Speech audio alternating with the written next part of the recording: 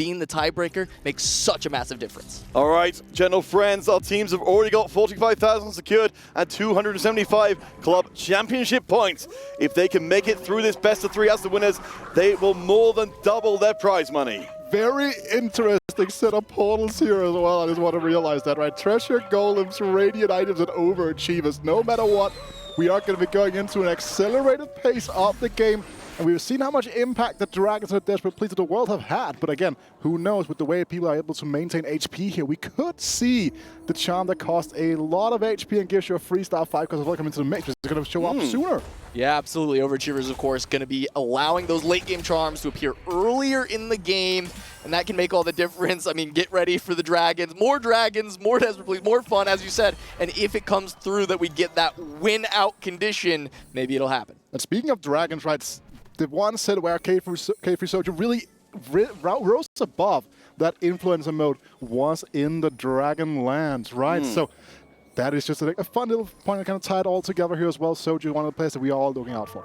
All right, we have talked quite a lot about Vitality here, but I want to get more into the Wolves side of things. Definitely as underdog. We always talk about, Lee Shao, of course, has been a player who's been put in some very unusual positions here. You're flexible, of course. You're built different. He's done very well on both. Yeah, I mean, Lee Sao definitely going to be one of the win-out players to look for on the side of Wolves. If he can find an augment that allows him to play that risky style, he has navigated those spots perfectly so far in this tournament, and there's no reason to expect that he can't continue to do so. And even taking a look at his board right now, he might have the position to go for the win-out as he's found the Syndra on this first stage of the game. And again, just the frontline Syndra here in the PvE rounds is just a normal optimization to get those casts off as soon as possible. That one singular cast could be all the difference. All right, we talked a little bit about Lee Sao, but let's talk about the other players on there. Shelty, of course, a very strong Syndra player to himself. From the, I guess YGQF is one of the players who has caught my attention as well. As being one of the players who is very heavy on the reroll style. Yeah, heavy on the reroll, and every time he's seen Syndra, he's gone first, right? That was the stat that Clement called out on the desk, and that's what we have to watch out for in this early game. If YGQF finds that Syndra, is there the ability from Vitality to actually shut it down, contest, and send him towards a potential bottom 4? All right, do see 2 healthy come in. We can see on the left-hand side, we've got ourselves a decent amount of Spellblade joining the field here. 3 different players slamming it in. Yeah, and again, we had the game yesterday where we didn't see a single cast, and I don't think that will be the case here. We have seen so far both of these teams really also wanting to go down that multi-striker path as well. So really interesting to see what they will go here. Just overall, very strong selection. Deja Vu picked up for Setsuko. As you said, here is some actual big direction. And another 2-cost reroll that we haven't seen much of, but it works, and it's very strong in the current meta. It's just like it's super circumstantial. You need to have the augment, you need to have the rage plays to really ensure that, well, the Deja now, not necessarily the Galio, firing on all cylinders, but with this early Galio 2 and making ecom, we should be set up for success. I want to kind of open up the conversation here, since we've seen this so infrequently. We know, of course, Syndra on the very tippy top, the cast and the Kog'Maw definitely a step below. In terms of where does Deja as a composition slot into the current ladder of 2-cost comps? I mean, it's still, of course, lower than Syndra, and maybe lower than like a capped out Kassadin board. I think the biggest scary thing about going for the Deja Vu is because a lot of the Syndra compositions actually like to reroll for Galio as well. So it's not even an uncontested 2-cost line. However, at least starting with the 2-star will help out a bit. Just worth noting here, this actually is going to be a deja vu of the game plan that Setsuko has kind of been employing all throughout this tournament so far, right? Being that reroll line for most of this point as well, it seems like, right? And that's something that I'm going to be looking out for you again, because if he's able to play for that sick 5th spot here, he's going to have to do, he will have his job done so far. Again, he's the player with the lowest average placement on this team as well. Nothing you expect going into the tournament. Yeah, absolutely, right? He's got the highest AVP over the last like 4 or 5 sets in North American competition, right? So the lowest AVP here is certainly something of a surprise. As we take a look at Toronto Tokyo's board, we see he's leaning towards the Kassadin. Already a Kassadin, a Bloodthirster slam. Got the Spellblade, certainly wants to go that direction. Gonna go in to another 2-cost reroll that won't be contesting the Galios. And the question is where do we have the Syndra contest from Vitality? They're certainly not going to ignore this champion. And there we looks go. like Milk will be the one. Ginsu's Rageblade already slammed on a Syndra, and that leaves Soju to play around 4 costs. We saw he took double down, is playing for as much gold as possible on the loss streak full open fort. This is a really, really good opener for this team. 3 rerollers, Soju playing for a very good win out from scaling into a 4-cost comp. And of course, we know there are only a few options to really double down on your loss streak. What do you kind of feel what we got from the very early game here? Anyone you want to particularly bring to the spotlight as well? I mean, I'm kind of just going to hammer on the point that Casanova kind of brought out here as well. Like, the fact we're going to go for the full open fort is one of the few ways you get enough gold to actively play around that 4-2 roll down. We saw Soju also be the player that opened up towards that golden quest previously as well. So that's something to keep in mind, that Golden Quest could come around 3-2 here, and if you're on a position where you're going double down, full open fort here, you're going to have so much gold to work with, you might even be able to hit it before 4-2. That's actually such a great call out. I think if we can find that Golden Quest, these are the most optimal circumstances that you will ever find it, because that double down giving you so much additional gold. So we definitely have our eyes out for 3-2, but also eyes on this carousel. Bunch of spatulas. Time for our first SPG check as well, boys. Here as well. All right, what we got? 1, 2, 3, 4, 5 Syndras. So 5 Syndras, both teams over 1 SPG. All right, well, that means we're in for a good game, right? But as you're saying, Cass, with actually a very low priority beginning to these spatulas here, we know this does open up the possibility to go for some of these deeper verticals and maybe more opportunity to find win-outs. Yeah, Shelty and Serene are the ones who end up with it. We'll see if Wolves can find any of those verticals, right? We saw kind of Ferry vertical, Portal vertical as kind of the main ones that have actually come out and had some big results. Yeah, and 10 Portal really is that fantastically big cap out, but the issue is that most of the time you need to get either its Excision's Crown, and then you also need to get 2, or you need to get it on a dummy, right? So it is really difficult to get 10 Portal online, but even just having a strong tempo game plan into something like the 8 Portal could be an absolutely strong way of bleeding out and then securing that top 4 for your team. I'm kind of curious what Shelty decided to take that one there, especially considering that he is the player from the Wolves here who's on the win streak right now, so not slamming his second item in.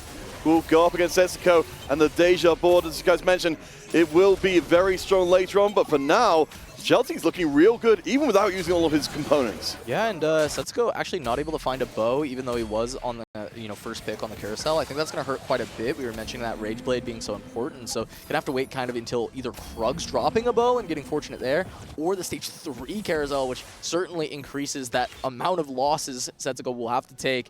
And he has to be the one to beat Soju here. He's not allowed to keep this 4-loss streak if Soju is in his pool and he hits him, because that would completely hamper Soju's game being on the double down. So Setsuko is going to have to sacrifice for his team if that ends up being the case. Also worth noting, right, when you're playing these reroll lines, that 3-2 point is ever so important. You don't have that option of going for the secondary item here, because something like Magic Wand, for example, really opens up different lines in terms of being able to like have that. If you have that open bow here, you can see now just, again, fully just sacrificing as much as possible here as well. It's worth noting here as well. Oh, they are against each other. This is very good for the HP management as well. If they're able to ensure that the first Galio here goes down before the Syndra dies, Soju will be able to kind of farm a little bit of cast, and then it would be amazing. But even then, yeah, that's absolutely the best case scenario here for Team Vitality, even though the streak of Setsuko is broken. It's Great teamwork. good, but it's also terrible, right? Because Setsuko kind of needs this loss streak to continue. He needs the gold for the roll down, but he's forced to win here because the spot for Soju gets so much more blown up if he loses. The only good news is that Milk, while it's not quite as dominant as Shelty through the early rounds, at least does mean they've got 1 loss streak and 1 win streak for our Vitality side. Over on the other side, of course, while we're seeing Shelty doing well, the Wolves, they don't have so much for a loss streak. YGQF is in the middle of the table right now with at least a good amount of cash in hand.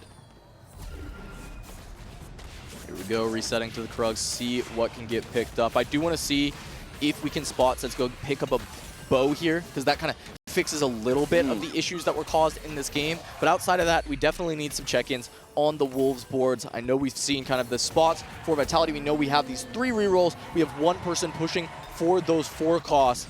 And then on the other side, Shelty being so strong. There's the bow. Huge pickup. Very, very important. So at least we know Setsuko will have a little bit more flexibility on his 3-2 augment, not necessarily have to hunt for items. Not the ideal reroll chum here. You would like the one that gives you all 2 costs instead of hiding the odds of finding that Galio, but Let's see how we are going to approach this. And Casanova, you're pointing something out here. Yeah, let's just take a look here at the Wolves players, right? Lee Sao is going to be on that Syndra, 2 healthy. On the other side, we've got a second Syndra player, YGQF, who has gone first every time he's played Syndra. And you look at the itemization, he's staying on Syndra in this game. We may have 2 players from the same team go for it, but we know that this can work out, right? Twisted Minds, 1.5 Syndra players per game on their team. You can have one player play at 2-star, the other potentially go for the 3-star. Do want to take a second to recognize we see Setsuko release with the Galio starting to pick up a little bit of steam. That Grince's Rage Blade has been waiting for a while. We'll see if it's good enough to get Setsuko back in the saddle. Right, kind of a twofold fight on this reloss as well. Yeah, it's going to be a twofold fight here, because if Setsuko is able to win this fight now, he's going to have to invest very heavily, being able to continue that win streak, and might end up disrupting his own game plan all throughout this stage. And as you're pointing out as well, meanwhile, the Wolves player here is looking towards building up that logic. It's going to be double gold here again, so maybe if Soju gets that double down on offer here, this could be a big change for how the game will pan out. Yeah, we're going to start to see these get rolled away, as Shelty is still on that full win streak. Defensive Art Stand United, big grab bag are the options for Soju on the other side. Serene having Not Today into Unified playing around Casted and multi-strikers. Not always what we see for this line, but both of them synergizing very, very well for this multi-strikers board. Bear in mind, we've still got the Spatula on accounted for. So some nice upgrades come in. Suddenly Edge of Night a little bit less popular, but I think I'm liking what we're seeing so far. I think having that extra get out of jail free card is very nice. And the real interesting thing here is now going to be what is going to be the itemization for the attack speed for that Catherine. Right? No bows, no belts, no rod on the bench here. So who knows? We might not be able to find the National Tooth or the Rage Blade in time.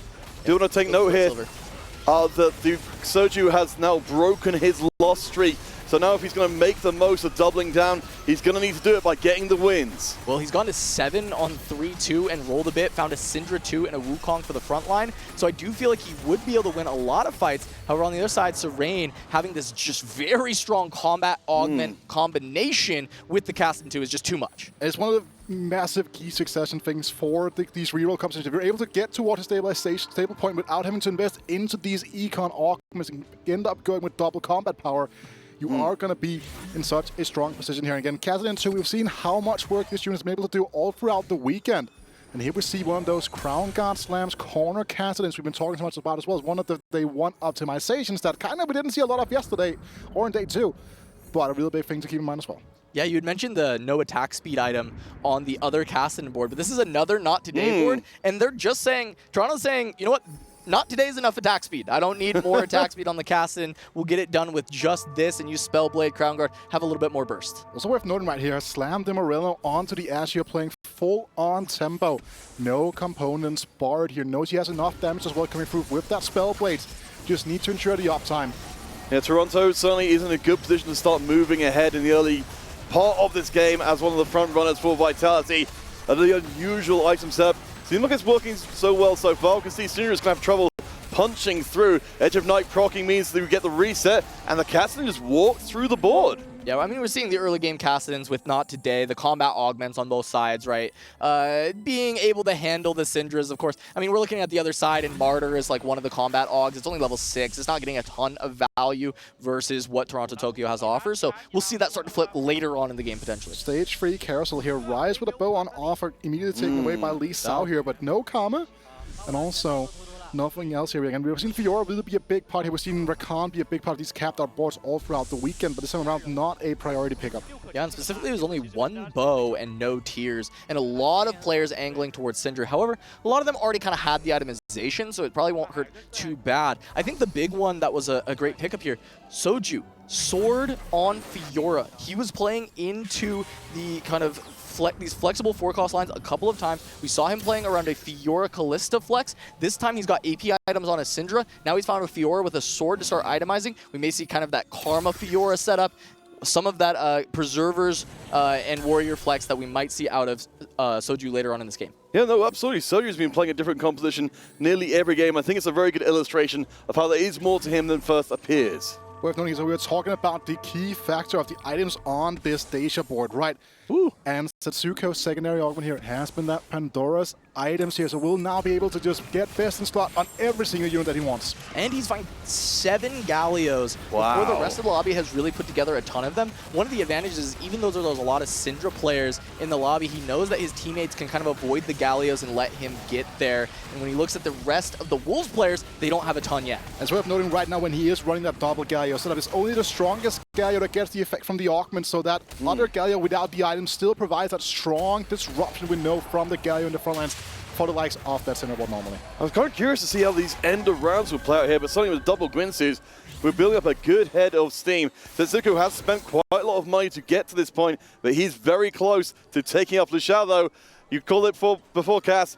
We will see the Gallios being scooped out at least partially from the pool. Yeah, I mean, Lisao already having 2 of them, and we see this composition from Lisao having the early Syndra 2, having a front line that's pretty strong, and combat augments with 2 healthy and combat caster, but being on a 5-loss streak. A lot of gold to work with, but certainly not the position you'd want to be with these augments. You'd want to be playing from tempo. And also according to the overlay here, right, neither Shelty nor Soju have spent any gold on rolling so far this game, so that is to kind of speak to the fact that, like, again, Shelty here in the middle of the pack has been able to maintain very well. Soju, even with the double down here, all that extra gold has been going in towards the EXP instead.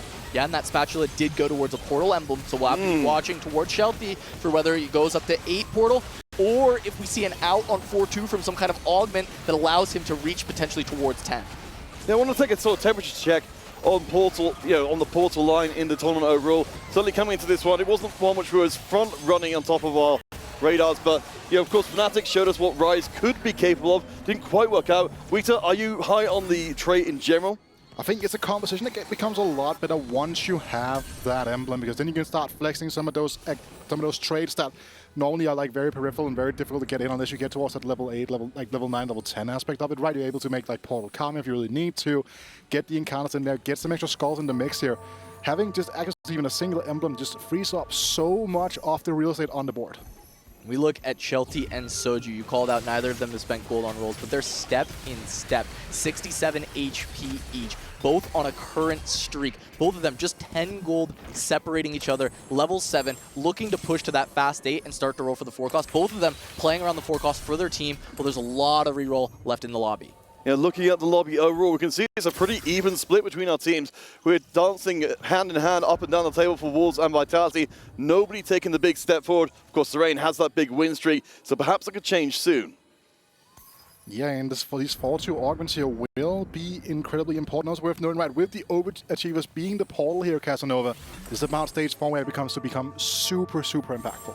Yeah, 100%. We'll have to see what starts to get picked up. And then does that stop players from leveling up as quickly? Do they start rolling for some of these charms because there's just so much more impactful earlier on in the game? Does that kind of cap people at level 8 instead of actually pushing to level 9, pushing to level 10? I mean, we haven't seen much in general. We jump on board with Setsu going up against Toronto Tokyo. And this time he's got the Deja immediately onto the Kassadin, but we just see the power of the sustain and the not today. I mean, it's just so much for the Kassadin. Yeah, third item, Giant Slayer coming in, still not good enough. So we are in the land of more unusually itemized Kassadins than before, but they seem to be working pretty well, and we're moving towards the higher levels as well, seeing the Callistas coming through to the compositions as well. And here it comes, the 4-2 run will be a triple gold now, so no real massive swings in the tempo for higher or lower here, but will be that Preserver crest here for the likes of K3 Soju. As we were talking about.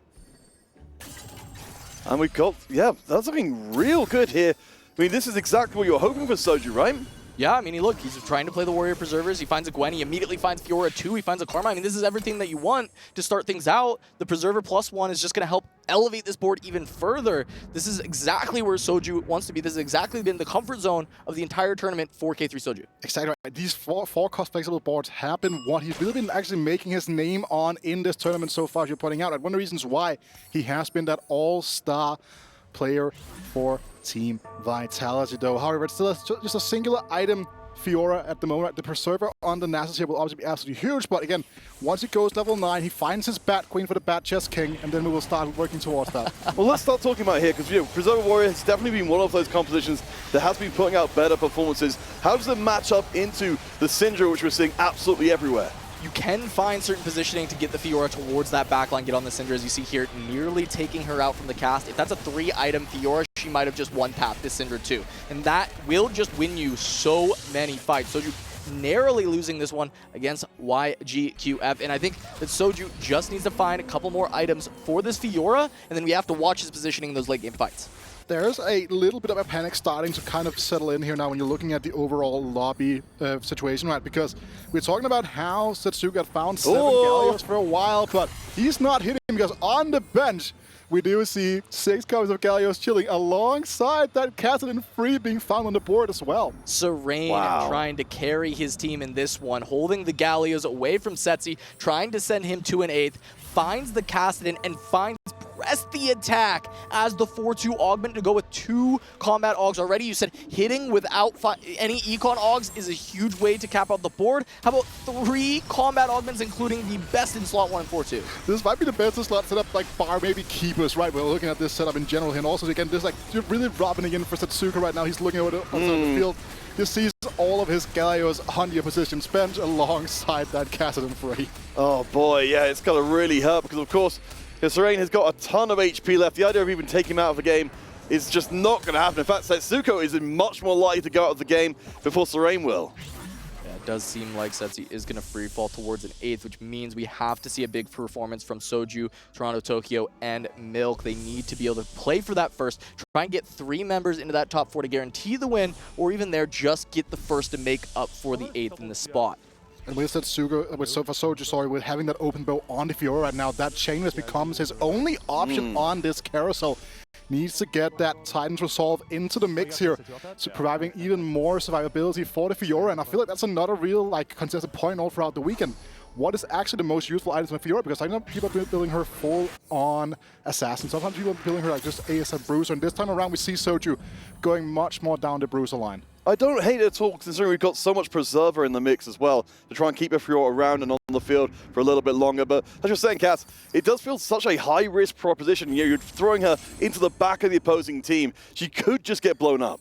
Yeah, 100%, but I love your point about the extra preservers, right? You got the extra preserver emblem, trying to play that more bruiser style, and then play around the Karma, who's going to take these Syndra items later on as you continue to level up this board. I think that's a great way to play around this, and Soju needs to just continue to find more of those preservers. He's trying to roll a little bit, but he doesn't want to roll too much because he wants to keep level 9 open. You guys see here on the opposite side for TT, right? He's currently rocking that Kalista 2 in the backline here. Gave up on that Kassadin free with this multi-strike alliance, but now he's stuck playing with the Morello Nomicon on because obviously he's a great applicant of it, but he would have much preferred the red buff, and there was no time to greet that out for him early in the game. Yeah, great that he's hit the 2-star at the very least. That's going to level up Toronto Tokyo's board, try and play for that top 4. That's my intake of wrestling. Setsuko losing out again. It doesn't feel like there's a ton of options left in the tank for him here as Shelty continues to get stronger. A second Portal Emblem joins the mix. And this is going to be incredibly huge. He has the 2 items on the Rise, including the anti-heal, a very critical component of Rise's damage output. It's his effectiveness of hitting like pretty much the entire board when he launches his ability out there. And now it's going to be a question of, can you get towards that level 10? He should be stable enough with the Rise 2, with the front, with the Portal 2, with the Taric 2 as well. There should be more than enough with 8 Portal here, playing a good board around that, and just hitting those intervals and then getting to level 10 and capping out with the 10 portals. Yeah, if he can go 10, but also with Overachievers, potentially you can find his Zerath, maybe find the Chariot, be able to actually level up even quicker. He has so much gold in the bank. If he can get that online, get those cheaper level up costs, maybe he can make it all the way to 10 and get the 10 portal there. Setsuko on his last legs here, runs into Soju, and Soju shows exactly what the Fiora can do for you. I think at this point, Setsuko knew his time was up in this game anyway. I actually think at this point, trying to keep him alive doesn't make any sense. I think it's totally okay. Soju runs into him. It's like, all right, Setsuko got kind of bodied by this, like, roll down from Serene, finding 6 Gallios, other players holding him. Setsuko, I think, played correctly. He rolled very early. He found 7 copies. He needed to just find 2 more, and they just didn't show up. Now you have to cut your losses, send Setsuko 8th, and then try and play for the rest of the team. And while this isn't necessarily a complete kind of mirror of the situation that Setsuko found himself in his Global Championship Top 8 match back in the day here, he did open that up with like a bunch of Top 8s and then had to play a very different style here. They need to ensure that Setsuko doesn't shut down, doesn't get faced by this 8th here in case for him to still be a valuable part of this team and contributor in the next coming games. Of course, the mental aspect is going to be hugely important. Remember, Vitality have not lost a game in this tournament. We don't know what happens if that first loss does come through. Do you want a belt off of this anvil for Soju, Cass? I feel like that's kind of going to be one of the things you want him maybe for that stair skate here. Yep. Could also just go for the double BT, but stair skate here. This was the commonly agreed best in slot for Fiora in the Warrior Preserver line at the beginning of the set. Makes her so durable alongside all that Preserver coming through. Yeah, belt's a great call out there, and he finds it, which is massive for Soju, being able to get kind of this best in slot online. He is trying to go 9. We see him saved up a lot of gold. He's going to try and get as many vertical preservers as he can. As you said, the Bat Queen for the Bat Chest King, trying to find that Morgana. See if Soju can get it, because he recognizes he has to play for win out. He can't just play for a very good board here. I think I would rather see Soju go 7th than not play for a top 1. And I think it's also worth noting here about the way Toronto's kind of started building this board out. He has removed the Fairy from the equation here on the Kalista, wants a proper third item here because of the fact that this Morel Nomicon isn't going to do enough work on its own. Yeah, Toronto takes the L. I mean, for both Milk and Toronto, you can see kind of floundering a little bit in the mid-table as Xiao picks up a 3rd win in a row. Quick call out. Toronto actually benched the Fairy Crown against I saw Milk. it after this was his teammate. Yeah, I was about to say it the same was his thing. teammate. So he's sacking for Milk. So they're actually trying to keep Milk a little healthier. I think he feels better about his spot than Milk's, and they just need to buy a little bit more time. So guys, talk to me a little bit about the situation. We've got 1 player eliminated from Team Vitality. We've now got a disparate number of players on the field. Wolves have already targeted out 1 player. Will they be able to do it again to Vitality? Yeah, we'll have to see if they can try and lock Soju up now, who is on the low HP. He just pushed to 9, did not find the big upgrades, but he did find a Recon as the next in to push to 4 Preserver. And because the Fiora is so strong, it might just be good enough. Going up against Milk to kick things off, though, who is still just carrying that Syndra too. And we can see the 3rd bruiser item coming in. Hysterix joining as well. So this Fiora will be very hard to put down. It does take a little while to get onto the back line, but with Nasus keeping things up, the Preservers, they're looking pretty good. Yeah, big hit going on to Milk here, right? So even though they've been trying to keep him alive, you're talking about, Cass, it is looking like Milk is slowly but surely like kind of fading out, unable to really find that way of dealing damage here. But the Dragon shows up in Milk's shop here. Do you sacrifice one of these critical pairs to potentially impair a bunch of damage on towards the enemy team? And we see his decision is yes, absolutely, he's going to go for it. But as you can look at the health totals, all 3 Vitality players at the bottom of the tables, all 4 of the Wolves, smelling blood, pushing forward at the top. It's going to make it very tough for Vitality to make up for the 8th now, because they just don't have the HP to hold on. So, you know, if Soju is going to be climbing up, week for you between Milk and Toronto Tokyo, who do you think's got the best potential of climbing up and trying to battle for those top 2 spots? I mean, we've seen this time and time again with the multi-striker line, that if you don't have that castle in free, you're trying to play for that angle of it, and you have to fall back onto the Kalista. It's just not going to work here. I think that Toronto will be in a pretty bad spot here. They'll have a very hard time figuring out a way to get his way back out away from this 7th spot. Oh boy, Milk gets hammered there as well. It's not looking good for Vitality. If this is the way that their first loss of the tournament comes together, it's looking really scary. Yeah, it looks like it could be, you know, all 4 of them in bot 4 type of situation. Soju's spot is probably strong enough that it won't quite happen, but still having 3 players in bot 4, losing very early on in game 1 can be crushing. You heard Toronto Tokyo in the interview saying that he and Milk can kind of shake everything off, whereas Soju and Setsuko sometimes get a little bit mad, but are able to kind of push that away. I know Toronto Tokyo's background of having such strong mental. If he can have that rub off on the rest of this team and help carry them through, even just 1 loss should not shut this team down. This is also the first bout with adversity for the entirety of the event for this Vitality team, right? They have been strolling all throughout their matches so far. 3 quick series, 2 on all of them. But it does look like they'll have their backs up against the wall here as the Wolves are trying to take them out. Well, I kind of want to open up the question then. You know, for Vitality, they've been going 2-0, 2-0, 2-0. What have they been doing so well that maybe it hasn't been happening in this game?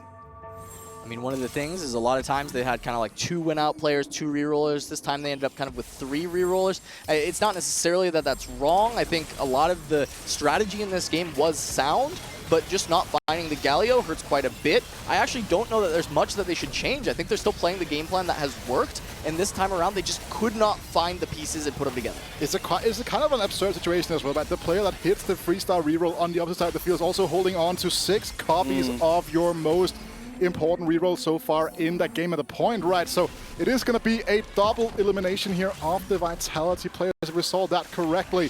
And they're done. Yeah, that's game 1 in the books. Done and dusted. Wolves picking up that one, putting 3 Vitality members in the bottom 3. Soju, honestly, could potentially win this game, or at least top 2, considering the spot, if he can find a couple more upgrades. So we'll see him continue to ramp up that AVP in case they make the final for that MVP extra 50K. You can see the Wolves, though, just an attitude of relaxation settling across them. Again, Vitality, they've been so ridiculously dominant. I don't think even the Wolves could have credited that this first game of the first semifinals on stream would end this abruptly. Yeah, and they're supposed to be an underdog, right? And they're coming out swinging in this first one. We talked about being able to find the first place being important in this matchup. Well, I think everybody making top 4 is another way that you can kind of show that domination, and just every single member being so strong.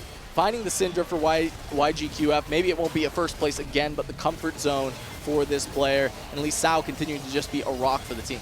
Yeah, definitely a really rough one for sure. But out of Vitality, they will be able to kind of just already right now start talking out what are we going to do for the next game here. We already knew also kind of a bit of a weird situation with the opening portals here. Nothing really low variance to go into as well, right?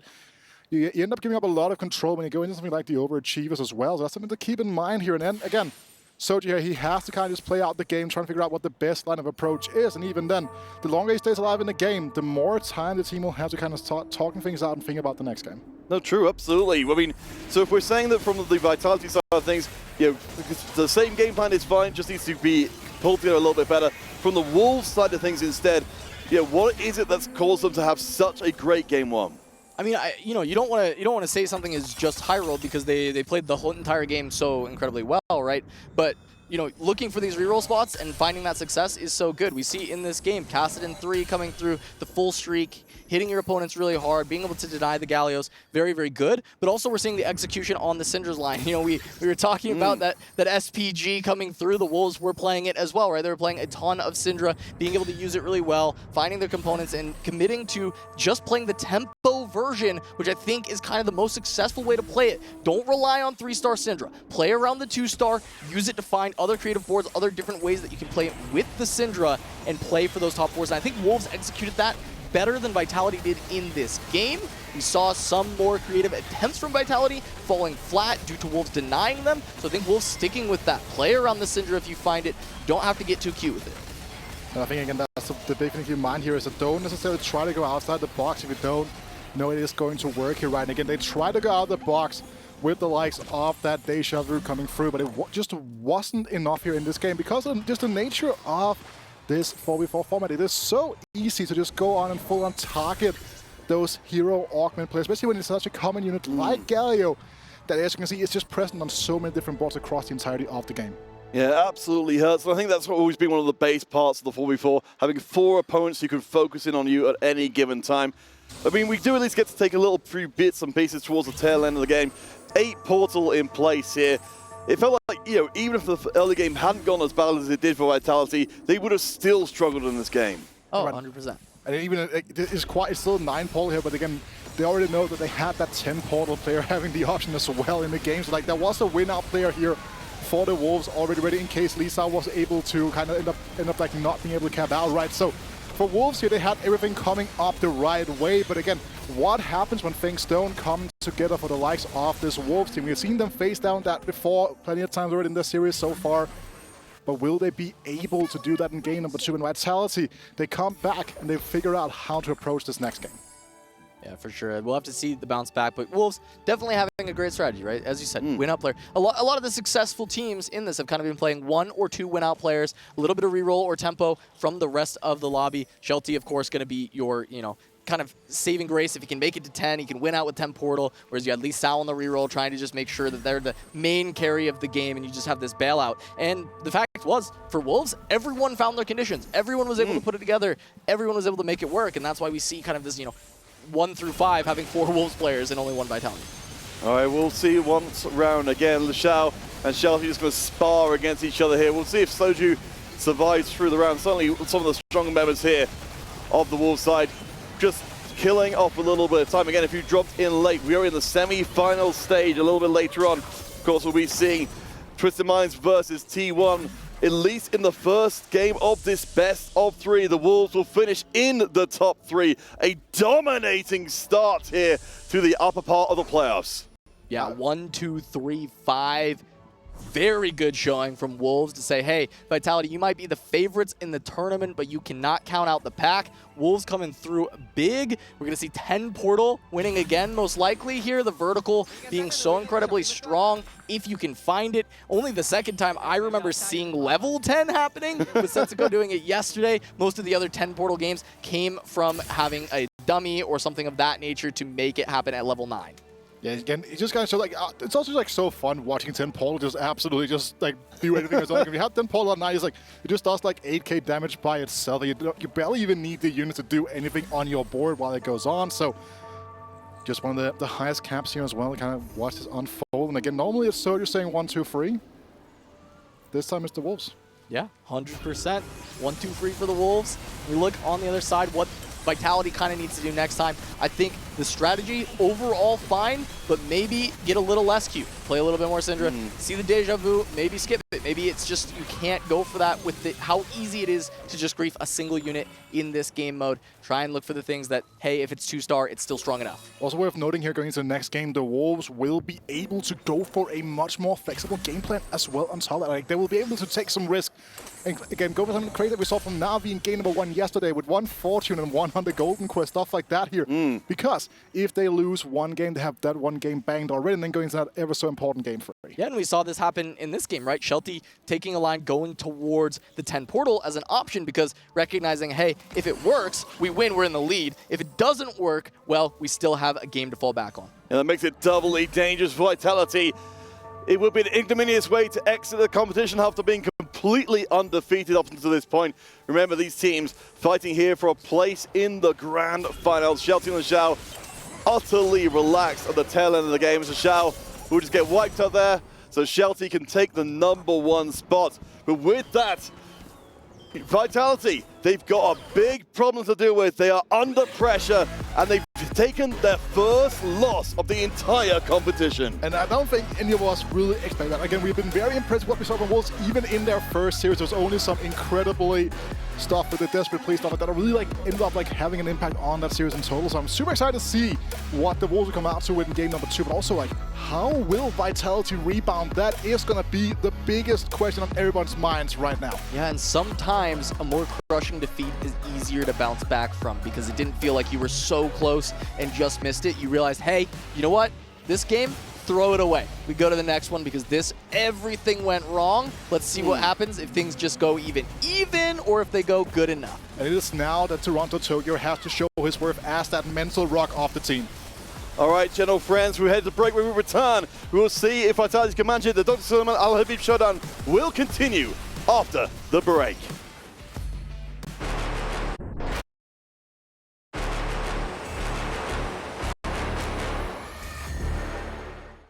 Wolves, Vitality, making their way to the stage once again. Wolves, they've been looked at quite a lot as underdogs, as have Vitality. But I would say that at this point, you're the underdogs for sure going into this semi-final. You feeling good? Yeah, I'm feeling good. What do you make of Vitality? They are undefeated. They haven't lost one game, so they're very powerful coming into this. Yeah, I think they are the best rival. And I feel confident. And you and your team well rested and ready for this challenge? Yeah, ready. Ready? Good luck, Shelty, and to the rest at Wolves. Team Vitality came into this and have just blown minds across the board here when it comes to TFT at the Esports World Cup. Haven't dropped a single game. Whatever their formula is, whatever the recipe is, it is incredibly successful. Toronto, Tokyo, you are heading in. You must be full of momentum and confidence because you can't lose. That's right. It's going to be the first TFT tournament like this, and the champions will be 11-0. Wow. See, that's a big, big statement, but everything so far suggests that you can back it up. There's a lot of, big personalities, big characters as part of this roster. In a 4v4 environment, how have you managed to all put egos aside and communicate well? No, I don't think it's hard at all. I think all the players on our team are completely bought in to doing what's right for the team, and we all just want to win, and that's the most important thing. These guys are suggesting an undefeated run. Will we see them again at the grand final? Time will tell.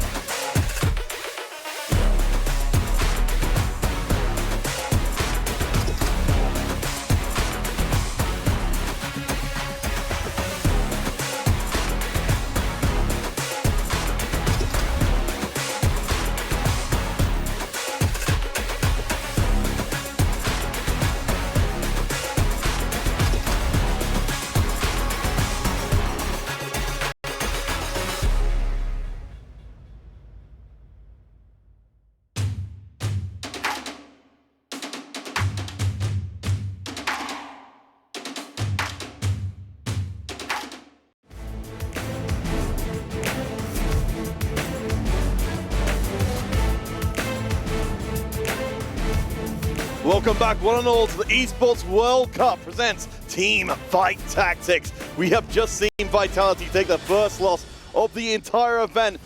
Unfortunately, the interview just shown beforehand will not come true. There will be no 11-0 for them. Yeah, maybe no 11-0, but I think they're still going to be feeling confident in their ability to make the final. We'll see how they bounce back from this loss, but I think considering, I mean, even listening to Toronto in that interview, it doesn't sound like a team that should be fazed by a single loss. They said they're all very committed to each other, doing the best thing for a team, and they made their decisions together in this game. They didn't work out. Time to go back to the drawing board. It's also worth noting, right, this small break, it is so little time to talk about all the things that went wrong in the game here. So instead of like really hammering on what went wrong here, I think that it's like looking forward towards the next game, figuring out which routes we want to go down. Again, everyone just ensuring that everyone understands the role is such a big thing. No, and I think that's a really good point there. You know, you've got so little room, much like in the game, you've got limited communication avenues. Between the games, you've got to make those decisions quick and fast. And if, you know, like Cass, as you said, if the game plan is good, then maybe there is no more discussion required. Yeah, exactly. I mean, as we just said, right, there's not that much time to talk, so why not just say, we low rolled, whatever, go next, and it can kind of mitigate any amount of tilt that you could create by like thinking on every single mistake you might have made throughout a game, and instead just being like, no, we are one of the best teams in this tournament. We were on a 6-0 run for a reason. One loss does not change that, and we can still make it happen. Whereas on the other side, Wolves got to be feeling good. They just got to win over potentially the tournament favorites at this point. You heard in their interview coming in, they think that Vitality was the biggest rival still remaining. And now they've got a game up. They can take a little bit more risks, like we was saying earlier on. They can try and play a little bit more for those first places to try and lock things down. Yeah, I think that is the big thing here to keep in mind, that they can take the risk to have like two players on the win-out angle, maybe have one like the win-out adjacent angle as well, right? And again, keep in mind that the way that Vitality were playing out here, they will try to figure out a way to set up Soju for like that full-on win-out. Again, like with gold augments, there was the option of the Golden Quest showing up here, and if that had happened, we had a different pattern of gameplay coming out of Vitality. They would have been able to stabilize in a different way around that. Just know that needs to put someone into the top 4, but because they didn't have an obvious win-out player that last game, everyone had to take the risks. Well, speaking of risks, you know, we've talked about it a couple times already, but let's expand out. Let's get specific here. From the Wolves side of things, what kinds of risks do you think they should be taking here in Game 2 since they've got the game in hand? Well, I mean, I just think being willing to go for things like that 10 portal, right, or being willing to go for something like a Golden Quest when that presents itself, I think that's the kind of risk that we're talking about, right? Trying to find those different lines that can play for first. But even also just like adapting a more aggressive game plan, really hunting down the players that will be struggling to hit here, like doing like some off-ball leveling going in towards the players that might be struggling, like have hit. Again, something like we've seen so far with the Golden Quest players, right? They've had very good matchmaking the few times they've been able to cash that out here. So again, being able to target stuff down will be huge. But also, guys, we're looking at Artifact Anvil, Conference, and Prismatic Prelude. All right, looks like it's going to be Prismatic. So if you want a high variance game, you're going to be able to come out of it from the gates. We've certainly seen teams, you know, losing out by just having bad choices across the squad from the beginning of the game. Yeah, we'll have to see. This 2-1 augment selection going to be big for the game as Prismatic can have that, you know, big variant swing overall.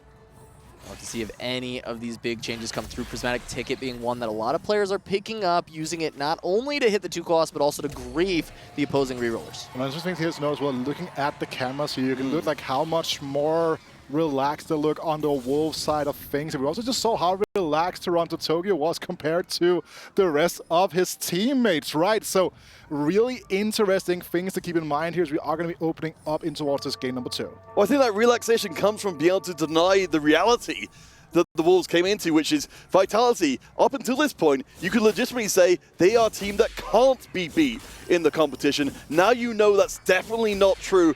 It becomes much more realistic to do it again.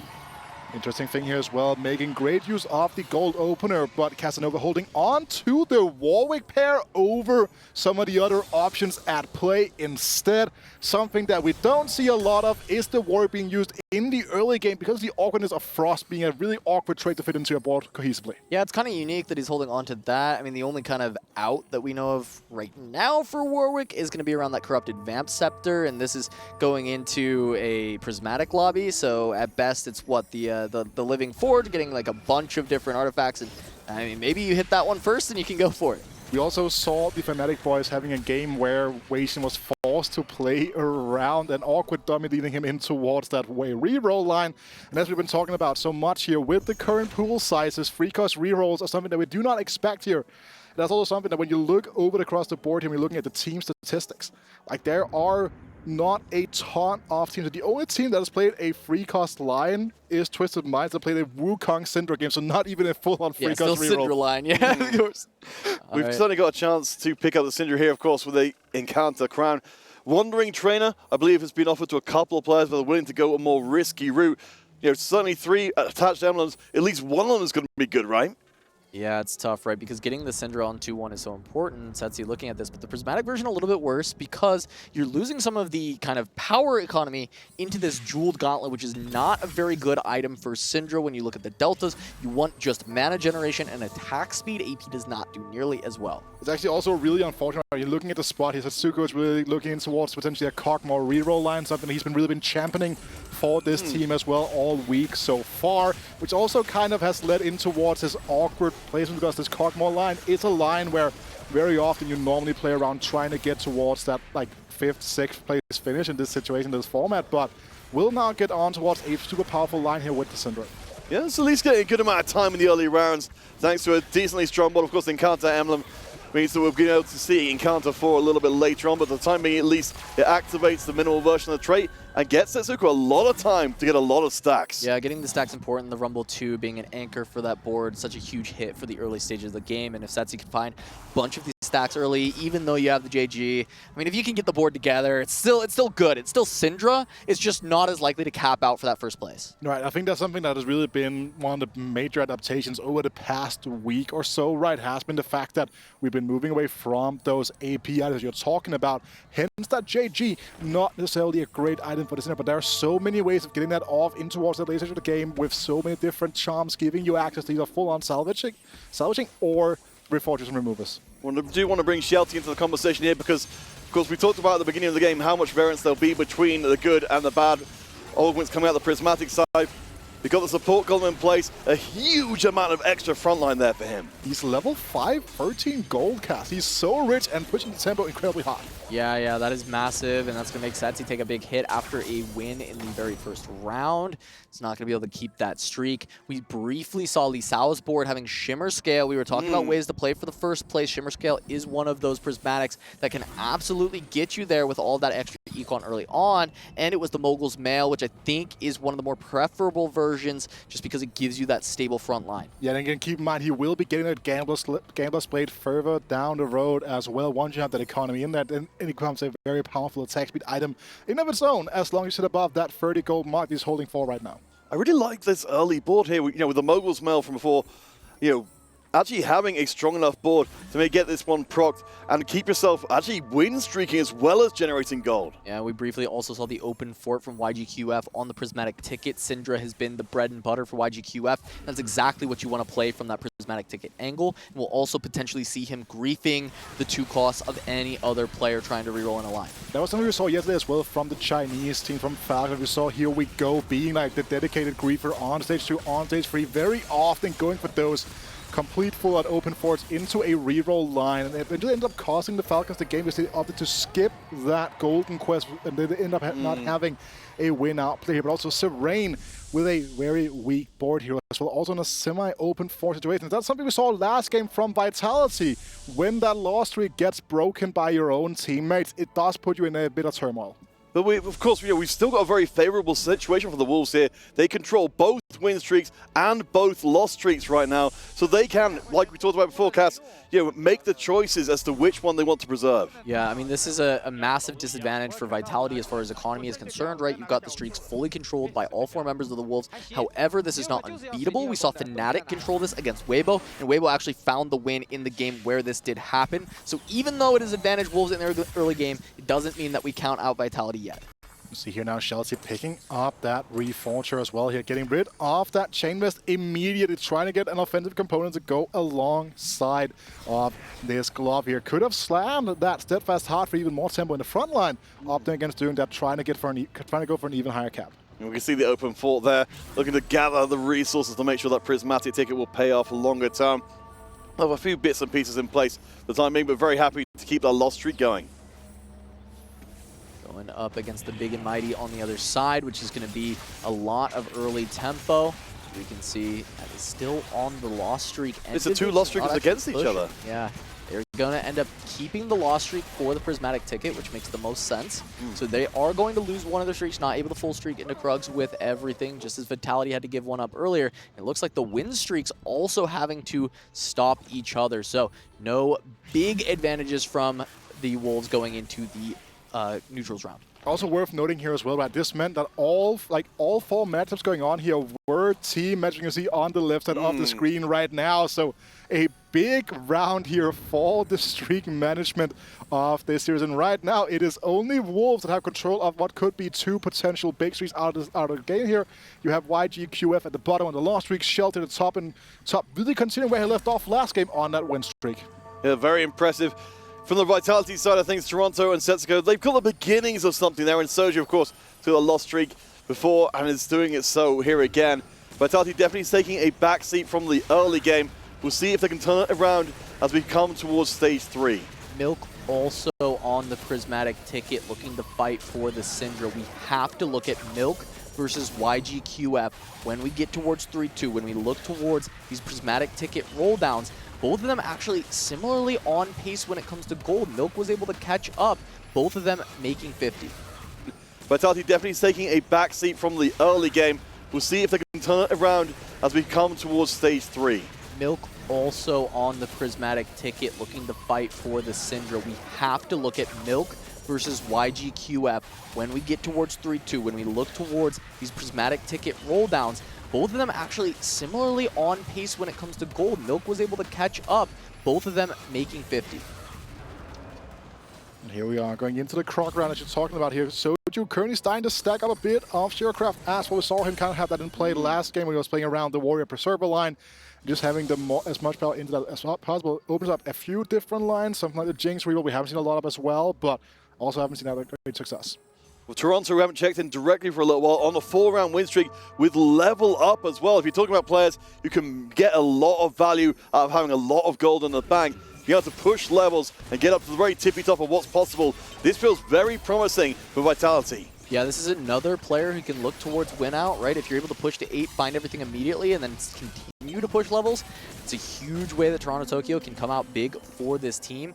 Looking right now at Toronto and Milk as kind of the big two, if Milk is able to find his 3 stars instead of just having to use that Prismatic ticket for griefing. We did see a level up play coming out of Fnatic in their elimination match the other day, right?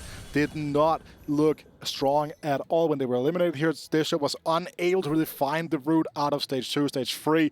And then when he started going towards that level 8, he did not find anything on the roll down here. So this second round of augments will be incredibly important, especially because, Casanova, Toronto Tokyo's items right now, they're leaning AD. 100%. They are leaning towards AD. He finds a Gwen already, so potentially can go towards the Warrior Preservers, but of course Fiora is the crux of that composition.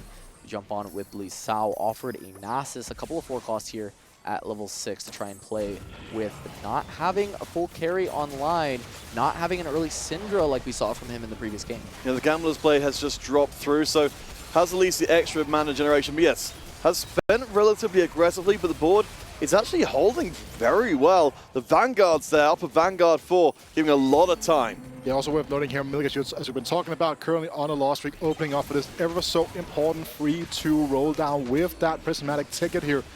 And a big factor as well is how many free rerolls does he have in the bank to work with as well. Because the sooner he finds that Syndra 2 can stop rolling, the easier will be for him to kind of rebuild his economy. And we're going right into Silver's. Silver's YGQF does end up getting rid of Pandora's Bench, finds Recombobulator.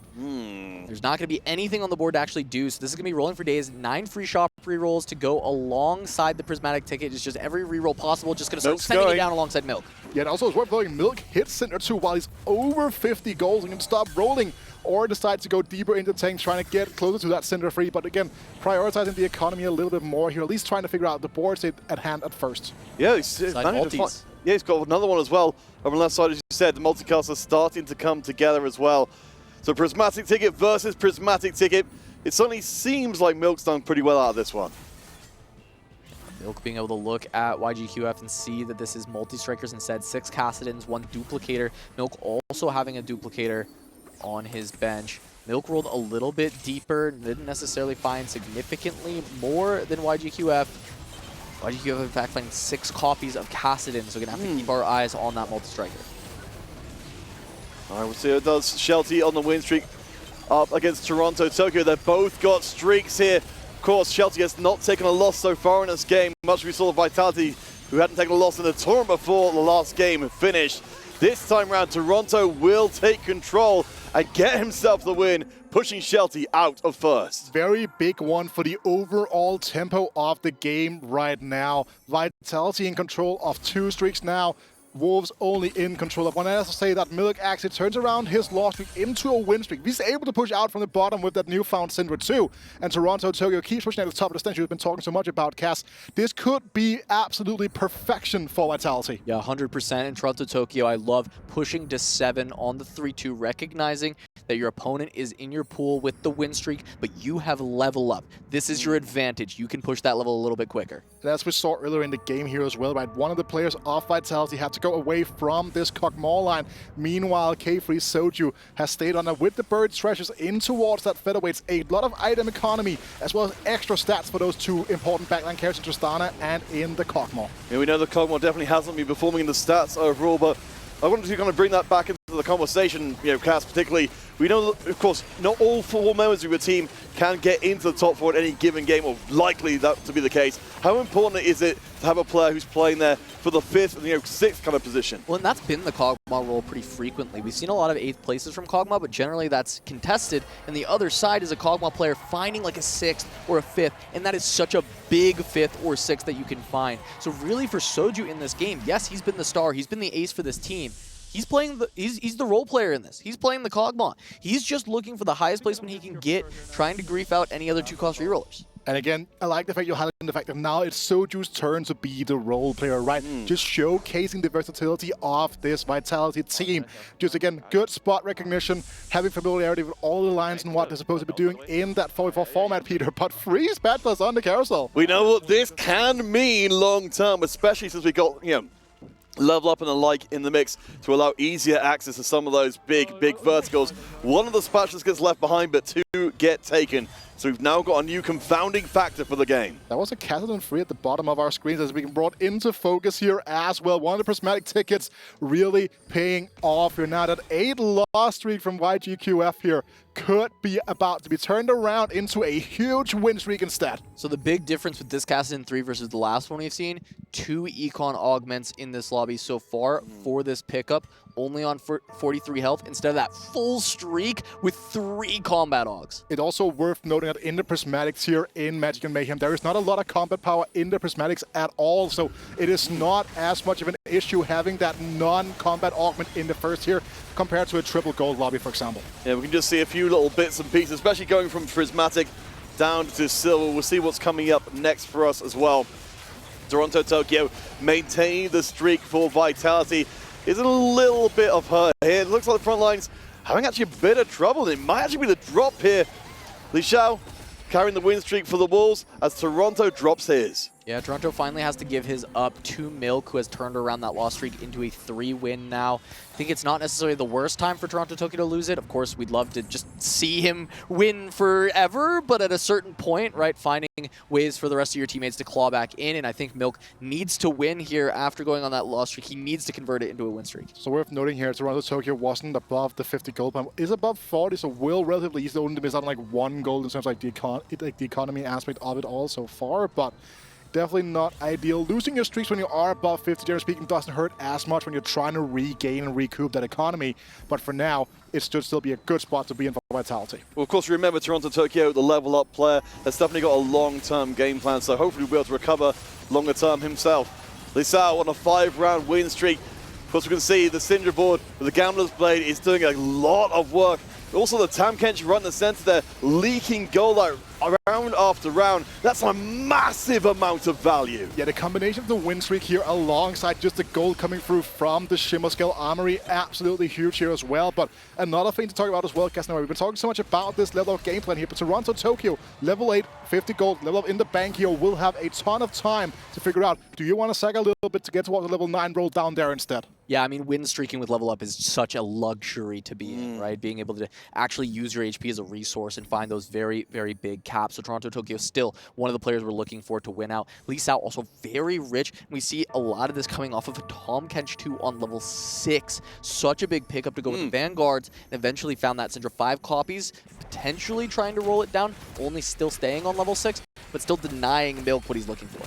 I want to bring the conversation back to Soju, though, because, as I said, we say he's being a role player in the team, someone who's maybe going to finish out towards, the upper end of the lower half, as Milk is starting to get very close to Syndra, almost up to 3-star. He actually has it with the duplicator, but he doesn't want to spend that yet because it's a full duplicator, but we just see that charm pop up, lesser duplicator this time around, so he can save the full one for a better unit. And even as well, with the prismatic ticket on top of that, he could have had a higher chance of hitting and also finding the Galio, for example, and then hitting that 1-2 punch. Instead, the 1-2 punch will be the Syndra free from that charm you're talking about into the level of with the Nami. Get that Leviathan disruption in the mix on top of everything that's already going on here.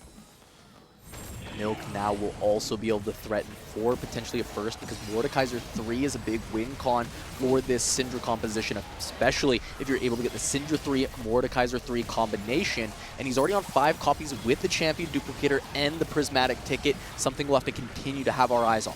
Another kind of not necessarily super talked about off fact with having extra prismatic ticket is that once you hit your reroll, you're able to go level 8 very easily. And even on level 8, you're allowed to kind of donkey roll a lot more effectively with that there and hitting some of those other needed units to cap out, like that Karma 2 here, that almost could have made the difference for Lee Sao had it been the case he's found that. All right, last augment is coming in. Let's see how much you can shake it up. We've had every type from prismatic to silver, now to gold. As we look on the right-hand side, we can see Vitality in a good position overall. Capricious Forge here, great tempo pickup as well on the side of the Vitality player here in Satsuko. Just a fantastic way, of just pushing the tempo, right? It is such a powerful unit, especially on the frontliners. Yeah, both players who are pushing levels, Shelty and Toronto, playing around Portal. However, Toronto, 50 gold, pushing to 9, will have so much easier access to that Nora even quicker to cap out the board so well. And he's already on the rise, whereas Shelty didn't have it just yet. No, but Shelty yet again finds his old trusted faithful Portal emblem on board too. I know we had the deja vu in the last game, but this time it's an actual deja vu, a previous mirror image of what we saw in the first game from Shelty. Well, in that first game, the full portal wasn't even necessary to win the game. But again, we are seeing the Wolves here. They are presenting their best foot forward. They're trying to clamp down on Vitality and get that second win. And with so many players in super strong win-out positions, avoiding that 8th place is going to be so critical. And look what's going on at the bottom of the standings. The HP gaps for the Wolves players had to make up on Milk are huge. Yeah, it's massive right now. Really looking at YGQF and Serene. They have to try and hold on. But the problem is, the lowest health member of Vitality is Milk, and he is not weak. He has a very powerful board. It's not likely for him to free-fall from this point. So then you have to start looking, Setsuko, Toronto, are any of these players ones that we can start to try and lock in on and stop from getting out of their spots? A little curious fact here as well right now. Every single Wolves player won their most recent fighter on a win streak. Every single Vitality player currently has that blue flame burning towards their names right now. They are actually in losing positions as of the most recent round. But again, stage 4, one of the most critical parts of this game here. It's where the boards start to cap out, and it's where someone like Soju has to play spoiler. We'll see. Soju definitely has been doing well. You can see on his bench, though, there's still a lot of 3-stars yet to arrive. Even if his decline through the game will be slow, he's currently in 3rd place overall. He has been doing well. The 4 chrono board is still very powerful, but the front line is going face to face. Soju's definitely the one that they're going to have to lock in on. If you look at this board, he's playing into the Kog'Maw, still hasn't hit the Kog'Maw or the Tristana. He's found some of the front line. He has 1 duplicator, so he can get there, and he saved a lot of HP, but that is the weakest board Vitality has. And we did see a Nunu in the shot for the player he was playing against as well, right? Again, I would like to see that being held onto the bench. There was no cost for any econ breakpoints here as well, but going on to the stage 4 carousel, there is a Camille on offer here, currently being guarded by these Wolves players while they're trying to figure out what they're going to be going for. But again, such a big carry-out way for the Karma Comes, for the multi-striker players as well. So ensure that that doesn't go to the enemy team is a huge thing to keep in mind. I do want to bring the conversation back to Soju for a second there, because we got a glimpse just before we came to Carousel that you said we saw the units in the shop which could be taken. There were also units on bench, I believe, for YGQF. So the call has gone out. Soju is the next target to bring down. Toronto pivoting out of Portal, looking to potentially play around 5 costs. He's gone to 9. He has a Xerath to try and play around that he got off of the carousel. Looking for Nora 2. He finds some frontline on the roll down. Gwen 2 not going to be the biggest unit that you're looking for. Not finding any of these 5 cost upgrades. A little bit of a miss on this roll down. And we'll see if Toronto Tokyo can actually stabilize. Preserver and Warriors for timing. We know this is a good composition. But for Toronto, currently lowest on the Vitality ladder, though they're all extremely close to each other. We'll see if this is good enough or if he needs more time to cook. We've seen these Seraphs too be so important, so critical for these cap-out boards to just rain down damage from above, but this time around, not going to be the option to play here for Toronto Tokyo. Fiora in the backline, as you're pointing out here, Peter, trying to avoid some of this critical damage going along, but again, it's a Fiora 1 here. This is a huge hit for Toronto Tokyo, losing an extra life as well, and YGQF here with that Kassadin free, also just running rampant at the bottom of the scoreboard. Yeah, a good fast 9 roll down from Toronto Tokyo, however, not finding the carries for the upgrades. He found his front line, he found Nasus, he found Rakan, really good hits, but not being able to 2-star a carry, and we've seen people trapped in this spot before. Gonna end up finding an upgrade for the Kalista, so at least some damage coming through, but the Fiora feels like the biggest thing that needs to be found. Morgana picked up to have for that Preserver at the very least. But also worth noting here, looking at the itemization here for the Kalista, you're running a Guard Breaker, you're running a red buff, and while that does provide a ton of damage, you don't have that ramping into the fights. At the moment, multi-strikers aren't even activated. So that is a big if and a big issue, but the Akali tying it all together here is a critical find for Toronto Tokyo. We have got good gloves. The Blacksmith's gloves are getting going to do a good amount of work on the front line, but again, the Fiora at the 1-star going to fall victim to Soju here. Toronto Tokyo looks like he might have to keep that loss streak intact. Yeah, trying to deal with Soju's Kog'Maw board. It's still only level 6. However, Soju has actually hit now. He found the Nunu. He found the Kog'Maw, just not finding the Tristana, but that's kind of the least valuable unit. And this is actually a perfect loss for Vitality onto Soju, keeping Toronto Tokyo's health a little bit higher while they try and send YGQF to the bottom here in 8th with only 7 life remaining. It's worth noting as well, right, the only combat augment, quote-unquote, that's available right now here for the Wolves player YGQF is the fact he has a multi-striker emblem, right, providing that extra heal when you get that 7 multi online, but he doesn't have any other combat to go alongside that. So if he goes 8th here for Toronto Tokyo, that is going to be a big win because he could be racing towards the bottom.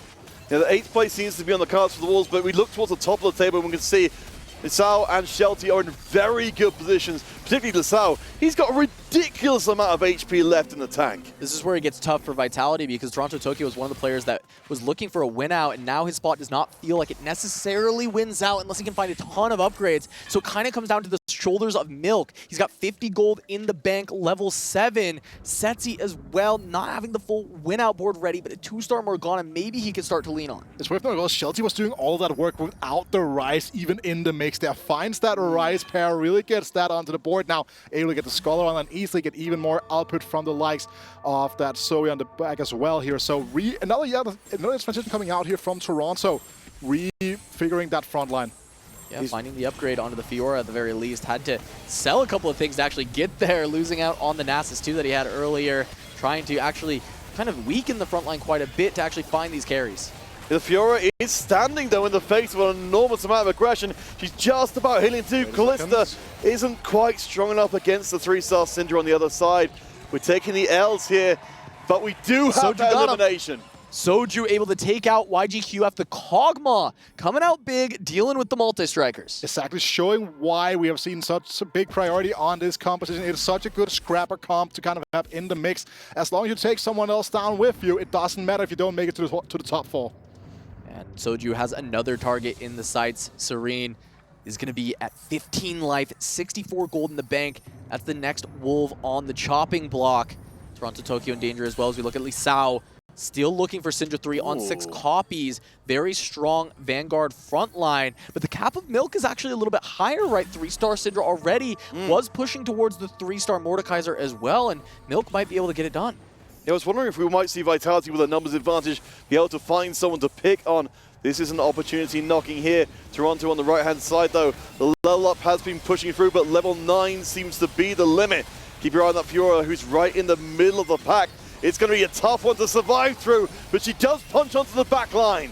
A big thing to note here as well for Toronto is I feel like we haven't seen him play against someone that is not on his team after he has been stabilizing, as he's been going fast. So we haven't gotten a full-on read of how much damage he's actually going to be able to inflict on towards these wolves, especially now with Lee Sao taking a loss here against Serene, ensuring that now this battle for this 7th position will still be an absolutely critical one. A situation we saw yesterday in the Ultra game, one round coming up here could change the entirety of the scope. You're looking at 4 players at 16 HP or less. And the danger is 3 of them are Vitality players that are kind of in danger. Now, their boards are strong enough that you don't expect them to drop here, but it can just be one bad fight and they're out, and then Wolves win the series from there. So you have to be watching. Serene, Vitality needs Serene to go down to ensure that they can at least try and fight for those top 4 spots. Try and send that 7-8.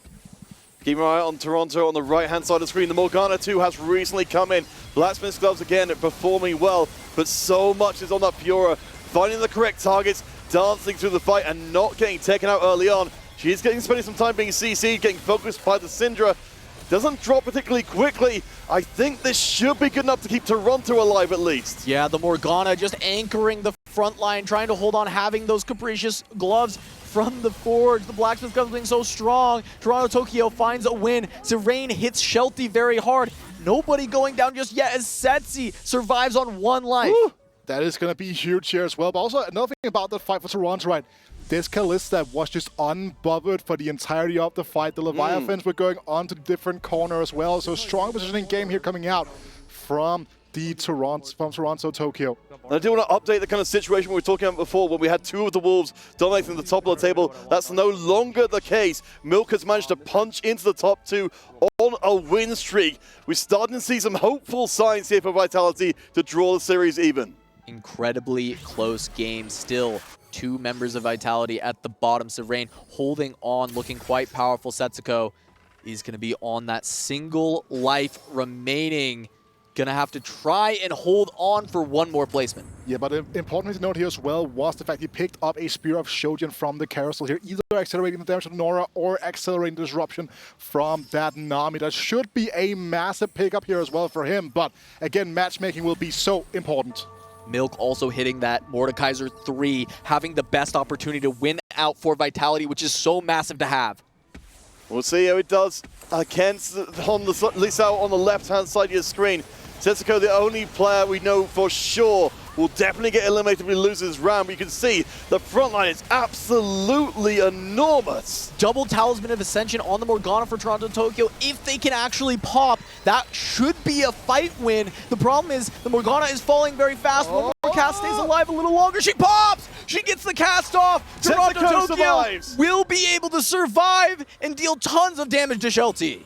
That's amazing news. That is incredibly huge as well, right? Because we were talking about the matchmaking here, but there were no Vitality team kills in this situation, right? They were going up against Wolves players, but now 2 Vitality players on 1 life. Shelter's talking about has the high cap with the 10 portal being an option now, but all the way down to just 10 HP. If we've got the 2 1 HP members, surely Soju's got to be the one who drops out here if you've got to choose between the 2. Does feel that way. Setsuko might still be able to find room to improve this board. Feels like the Kog'Maw has kind of run its course in this game, and unfortunately, that might just be a 6th or 7th place. Going up against Shelty, it's the Portal versus the Kog'Maw.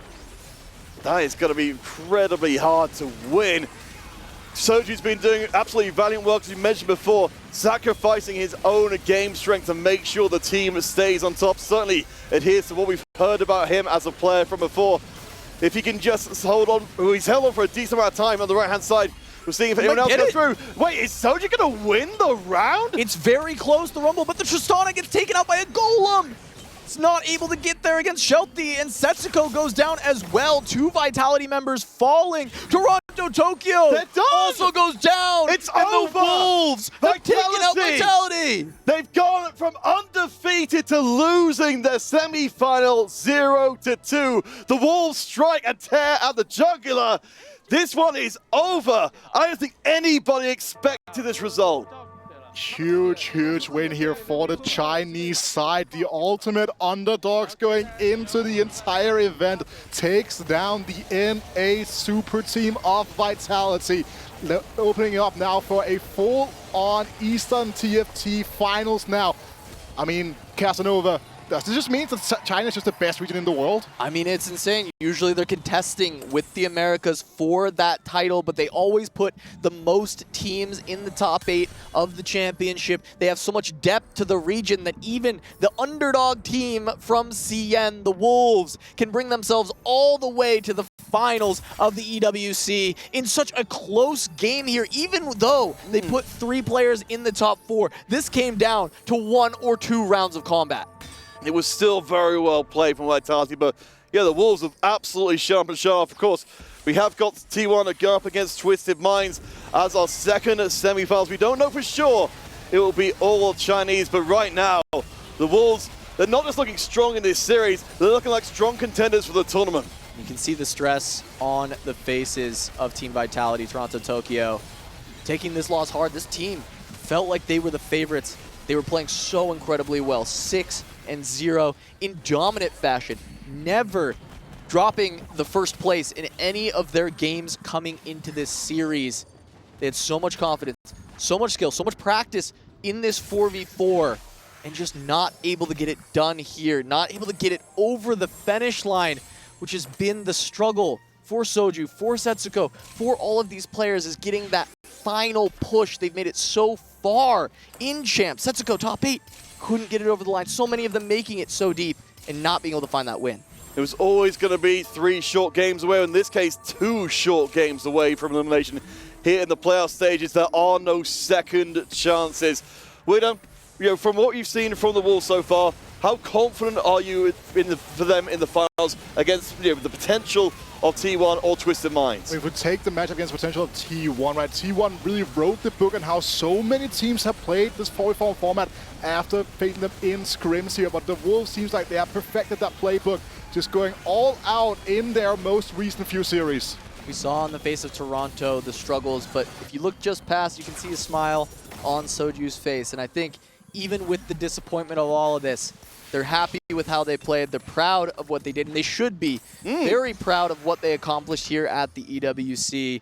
Really proving a lot of people wrong. Soju being kind of an MVP for his team and still making it all the way to the semifinals is such a phenomenal feat in such a stacked field. No, it's absolutely no small thing. We started with the 16 teams. We had a group stage that was incredibly brutal to get through as well. For them to come into the semifinals, as I would say the favorites of the entire tournament, is still something they can take with them, even if the end isn't what they would have wanted.